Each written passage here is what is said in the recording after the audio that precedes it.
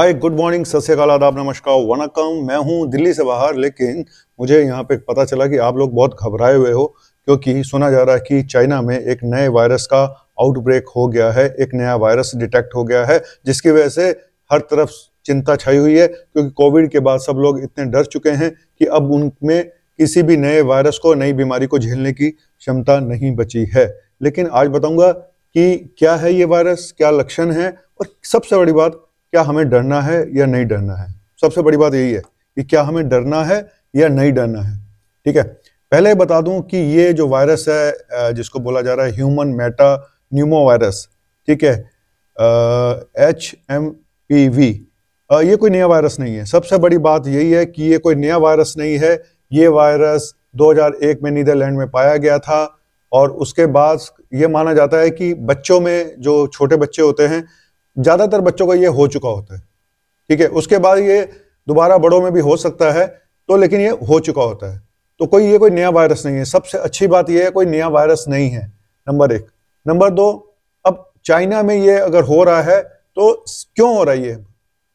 इसका इतना शोर सिर्फ इसलिए मचा हुआ है क्योंकि ये चाइना में आउटब्रेक हुआ है। और जब पहला आउटब्रेक कोविड का हुआ था, वो भी अगर आप याद करें 2020 की दिसंबर के आसपास पहला पता चला था, और ये भी दिसंबर का महीना अभी चल रहा था।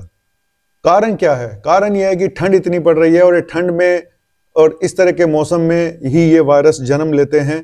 और ये सेकंड मोस्ट कॉमन कॉज है बच्चों में रेस्पिरेटरी ट्रैक्ट इन्फेक्शन। उनका जो लंग्स के, गले के इन्फेक्शन होते हैं, respiratory tract infection, RSV virus number 1 पे है, नंबर 2 पे ये वायरस है। तो इसीलिए कोई, मुझे लगता नहीं कि कोई बहुत ज्यादा चिंता करने की बात क्या है। लेकिन आखिर मामला क्या है, क्यों इतना डराया जा रहा है, और क्यों लोग इतना डरे हुए हैं? डरे हुए तो मैंने बता दिया कि कोविड के बाद और चाइना का नाम, ये सबसे बड़े दो फैक्टर हैं। एक कोविड के बाद का डर, और दूसरा चाइना का नाम। ठीक है, क्योंकि चाइना को छुपा ना रहो, लोगों को यही डर लगता है कि ये बेवकूफ ना बना रहो। लेकिन मुझे ऐसा लगता है क्योंकि इस समय जो ठंड पड़ती है ना, इस समय सारे वायरस एक्टिवेट हो जाते हैं, सारे बैक्टीरिया एक्टिवेट हो जाते हैं।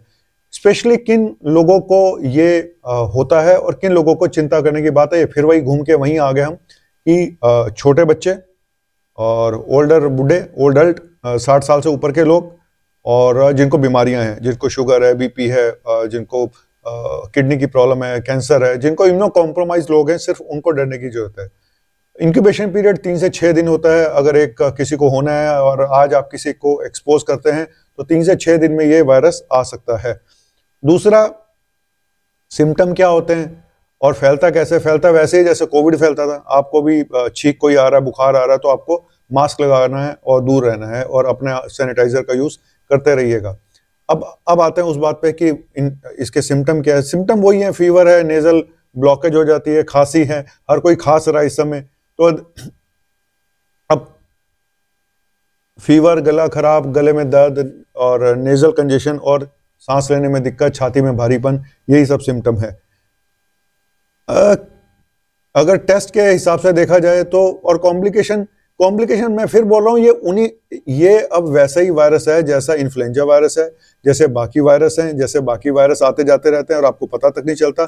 जो लोग इम्यूनो कॉम्प्रोमाइज होते हैं, जो बच्चे हैं, इनमें ये कोई नई चीज नहीं है। मैं फिर बता रहा हूँ, ये कोई नई चीज नहीं है जिससे कि लोग इतने डरे पड़े हैं। ये आता जाता रहते हैं सारे वायरस, ये अभी भी आएंगे। और कोविड जैसे है, तो कोविड भी अब एक आम वायरस बन के रह गया। लेकिन जो इम्यूनो कॉम्प्रोमाइज लोग होते हैं, जो रिस्क पे होते हैं, उनके लिए हर वायरस खतरनाक है।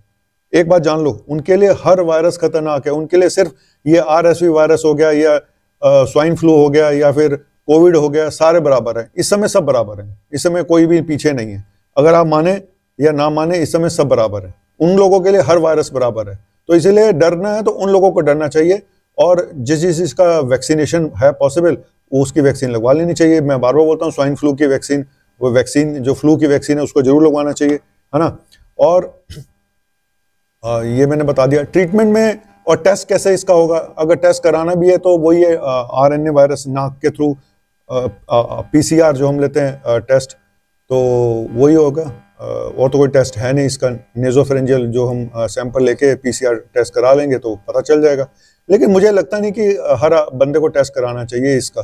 मुझे नहीं लगता इसकी कोई ज़रूरत है। ठीक है, हाँ, जहाँ पे पेशेंट सीरियस है, पेशेंट को निमोनिया हुआ पड़ा है और लग रहा है वायरल निमोनिया है और कोई टेस्ट में आ नहीं रहा, स्वाइन फ्लू भी नेगेटिव है, कोविड भी नेगेटिव है, तब जाके आप इसका टेस्ट कराइएगा। अदरवाइज मुझे नहीं लगता कि हर पेशेंट को इसके टेस्ट की जरूरत है, क्योंकि इसका ट्रीटमेंट ही कुछ नहीं है। ट्रीटमेंट वैसे ही है जैसे आम सर्दी बुखार नज़ला जुकाम के होते हैं।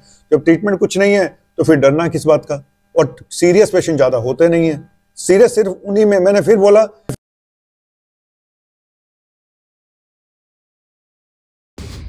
तो क्या बोलूं। तो इसीलिए कोई इतना मुझे नहीं लगता। और ट्रीटमेंट भी ये बता दिया मैंने, टेस्ट भी बता दिया, और ये कोई नया वायरस नहीं है। लेकिन सबसे बड़ी बात है इसका अभी कोई इसकी वैक्सीन बन नहीं पाई है। ये भी एक ट्रुथ है कि 2001 में आया, लोगों ने इस पर वर्क भी किया, लेकिन अभी तक इसकी कोई वैक्सीन वगैरह मुझे तो याद नहीं कि कोई वैक्सीन इसकी अभी तक आई हो। लेकिन आप लोगों के लिए क्या करना है? क्या चाइना जाना बंद कर देना चाहिए? क्या घूमना फिरना बंद कर देना चाहिए? भाई देखो, ऐसा है, ये सर्दी का मौसम है ना, ये छोटी मोटी प्रॉब्लम लगी रहेंगी। स्वाइन फ्लू आज भी होता है, आज भी लोगों की डेथ होती है, चाहे वो, है ना। और दूसरा, इवन सिंपल सा फ्लू भी खतरनाक साबित हो सकता है। आपकी इम्यूनिटी पे सब कुछ डिपेंड करता है, आपकी एज के ऊपर सब कुछ डिपेंड करता है। तो बूढ़े लोगों के लिए छोटी छोटी प्रॉब्लम भी बड़ी बन जाती हैं, जिनकी इम्यूनिटी वीक है उनके लिए भी कुछ भी हो सकता है। तो आपको अपनी इम्यूनिटी को बढ़ा के रखिएगा, ठीक है। मेन काम करना है तो अपनी इम्यूनिटी पे करिएगा। और वायरस से कैसे बचना है, अब तक अगर आप ये नहीं जान पाए कोविड के बाद, तो फिर बेकार है।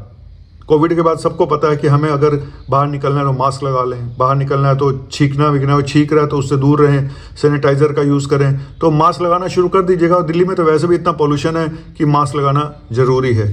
तो अब एंड में मैं सिर्फ इतना ही बोलूँगा, इसका जो नाम है ह्यूमन मेटा न्यूमो वायरस, ये कोई नया वायरस नहीं है। 2001 में सबसे पहले पता चला। तो कोविड से ये इसलिए अलग है कि कोविड एक नया वायरस था, कोविड के बारे में कुछ पता नहीं था।